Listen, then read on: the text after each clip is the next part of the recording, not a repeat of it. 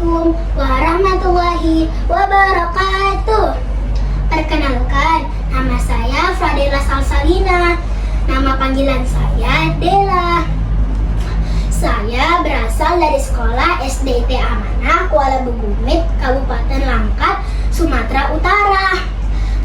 Teman-teman, saya akan membacakan dongeng Si Malin Kundang.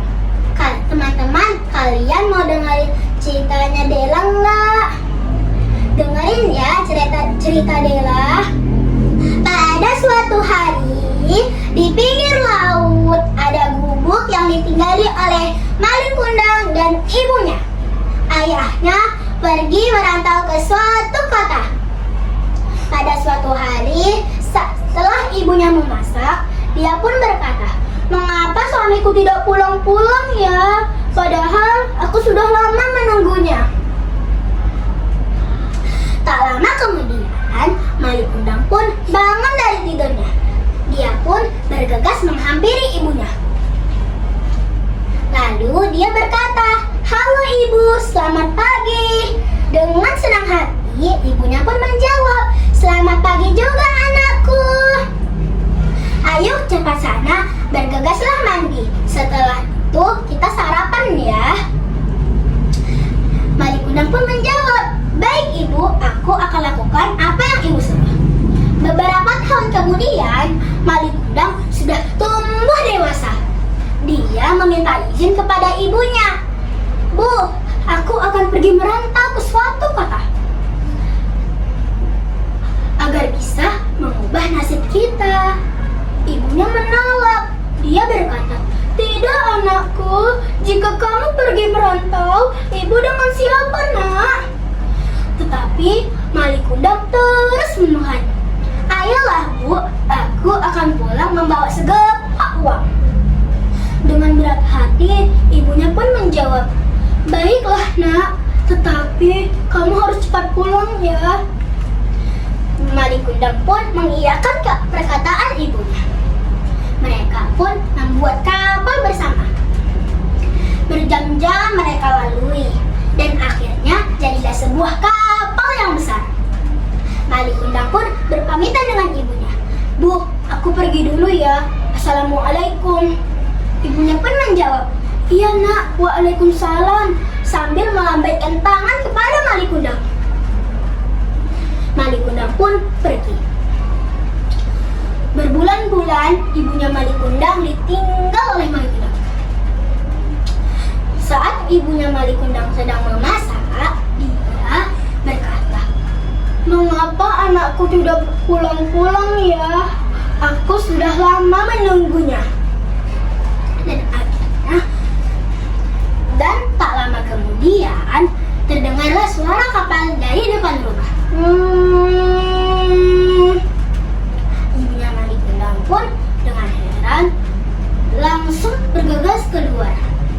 Siapa sangka ternyata itu adalah anaknya, Malin Kundang. Dengan senang hati dia berkata, "Anakku, ibu sudah lama menunggumu. Ayo sini cepat, kita makan bersama." Wanita di sebelahnya pun heran. Dia berkata, "Suamiku, katamu ibu dan ayahmu sudah meninggal." Dia berkata, "Apakah benar itu anakku?"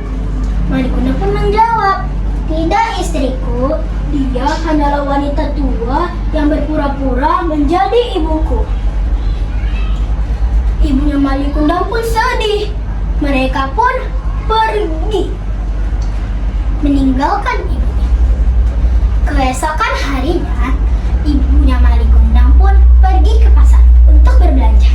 Pulang dari belanja, dia terkejut melihat langit sangat gelap.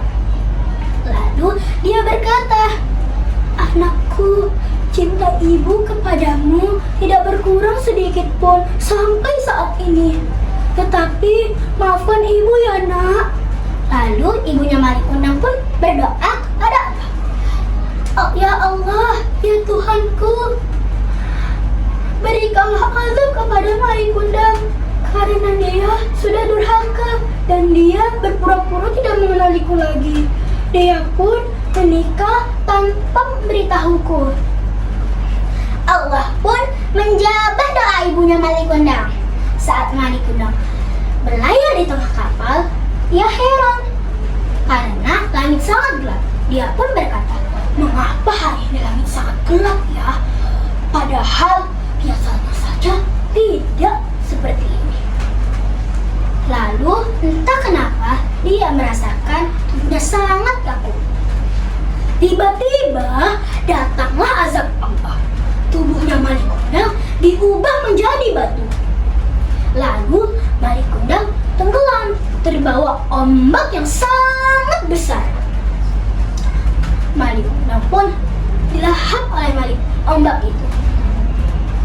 Pesan pokok dari cerita yang saya bacakan adalah kita tidak boleh membantah orang tua, karena bagaimanapun orang tualah yang sudah merawat kita dari bayi hingga sekarang. Maka itulah kita harus bersyukur karena kita masih mempunyai orang tua.